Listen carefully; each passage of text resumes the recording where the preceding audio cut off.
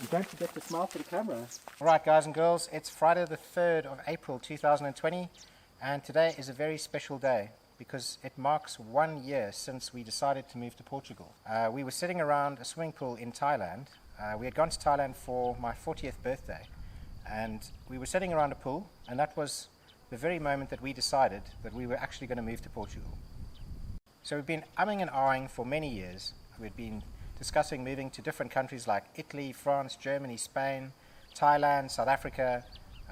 We had looked at all these different options because we were just completely unhappy with the horrible weather in England, and every time the winter came we'd both get super depressed.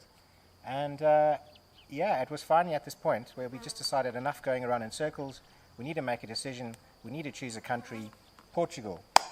Midlife crisis, that's what we were told. We'd never been to Portugal before and we decided on Portugal. It sounds pretty crazy, and I guess it is, but we had looked at a lot of properties online, and the sort of bang for buck in what you can get in terms of how much land you can get, how peaceful it is, the crime rate, or the non-existent crime rate over here, the weather, everything just ticked all the boxes and reminded me a lot of South Africa. So for me it was a no-brainer, even though I'd never been to the country.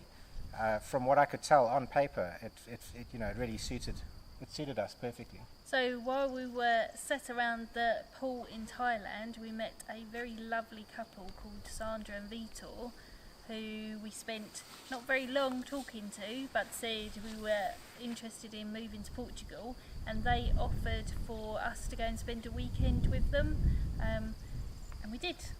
Yeah, it was pretty much as soon as our holiday in Thailand finished. I think we had about a week, and then we were off to Portugal, and we connected with Sandra and Vitor. Hey guys, thank you so much. You guys got us to where we are today, and lots of love. Vitor spent probably, somewhere between 8 to 12 hours of driving per day, getting all the way from the north of Portugal all the way into central and close down to south, but not quite south. And we looked at a bunch of different farms. You'll find them in some of our very first YouTube videos. They were the Oliveira Hospital farms and the ones around the sort of Castelo Branco region. And you'll also see Sandra and Vitor in those videos. Yeah. What we did find out from that weekend was that what you see on the internet or on a piece of paper isn't anything like what it's like when you have your feet on the ground. We'd picked out what we thought were some special places to go and look at on the internet, and when we got there they really weren't.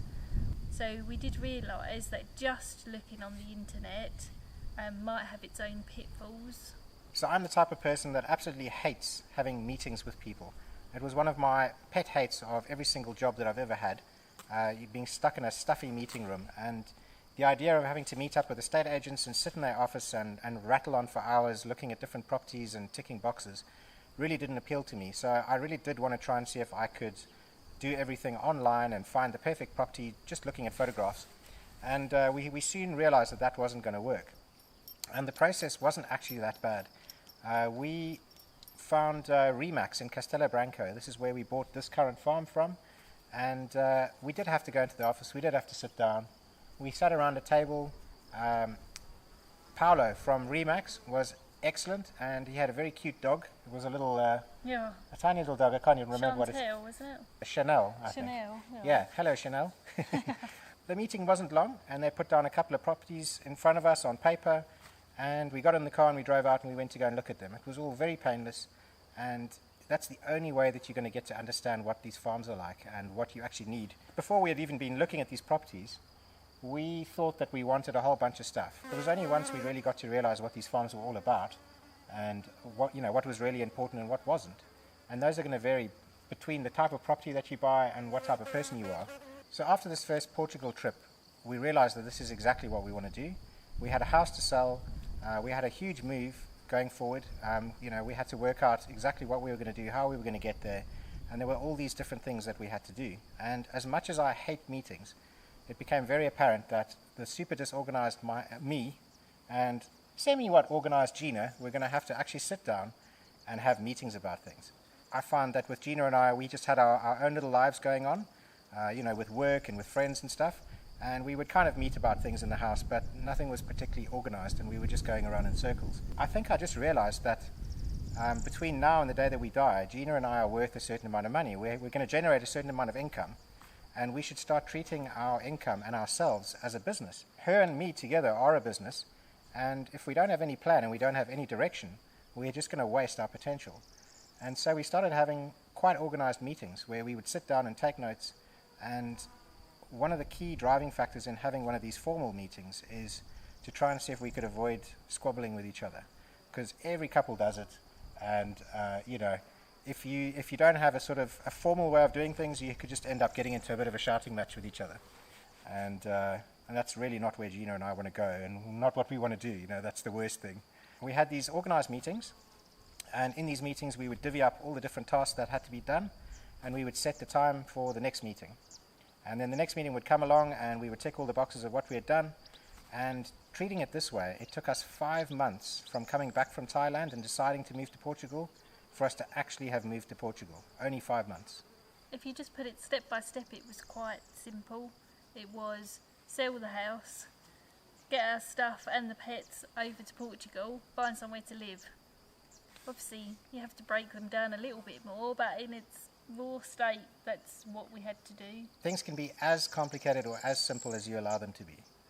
On our second trip to Portugal, we came out here primarily to find rented property, because I wanted to know that I had somewhere to bring the pets to as soon as we'd travelled out here.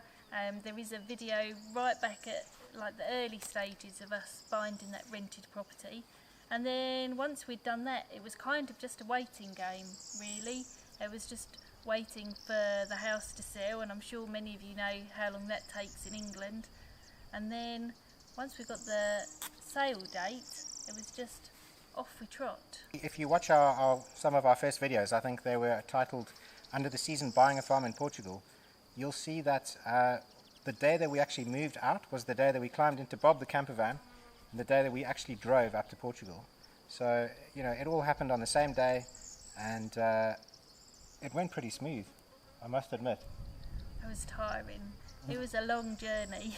As much as Gina and I have tried to avoid having little couple arguments and squabbles and things, there's no denying that that's going to happen when you're on the road and one of you's got all the stress of driving, you've got your pets in a car and they're yelling at you, and it's hot and it's scary, and but we got through it. Yeah. Yeah. I mean, it's been a quick process when you look back on it, but there has been times, mainly me, I think, has struggled through some of it.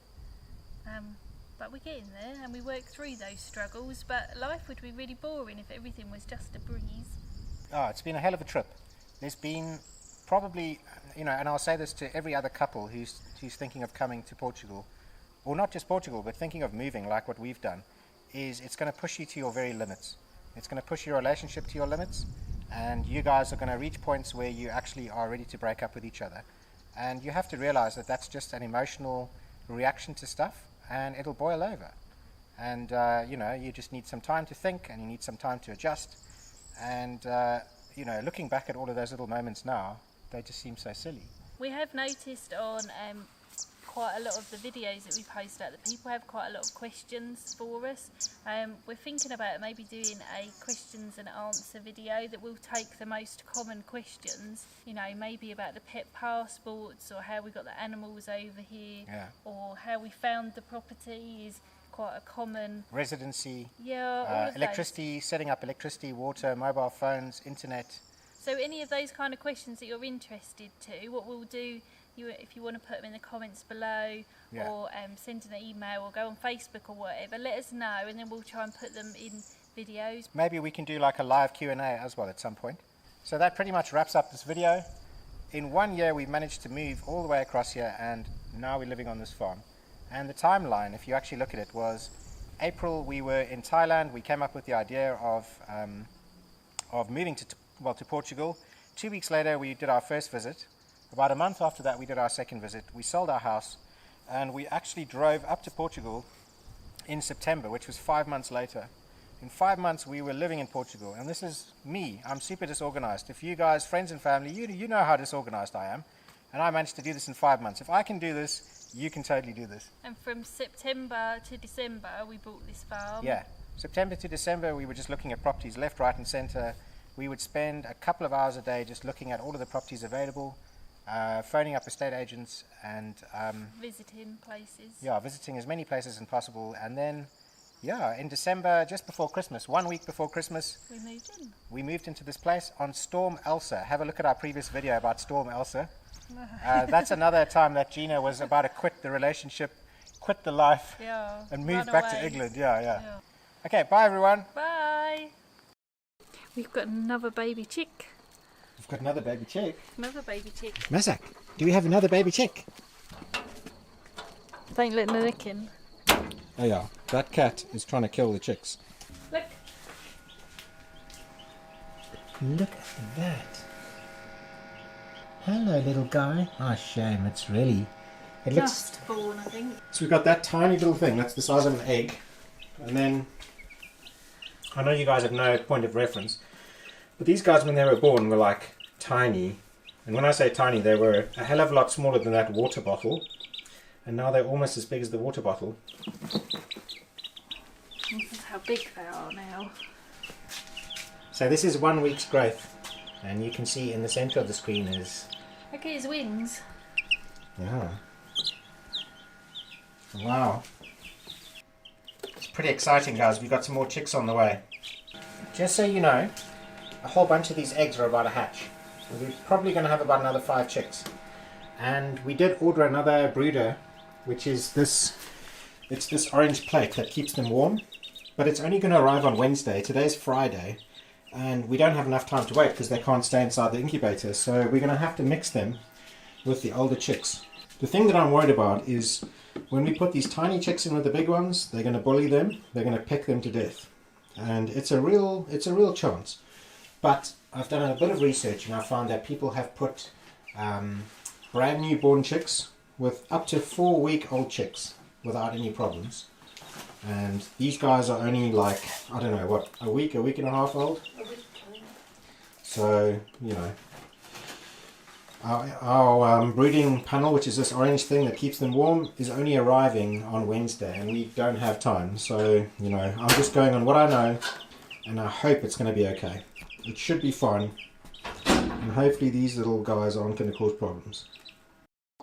So on that note, we are off. It's another episode concluded. Masak, no. Masak, no. You don't eat corn.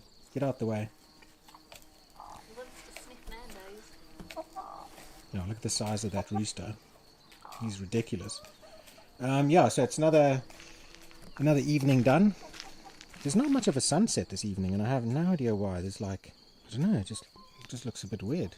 I think probably as soon as the sun goes down, then the whole sky is going to go yellow. That's it. That's it for this evening. Goodbye, everyone. Goodbye. Say goodbye, Gina. Bye. Bye.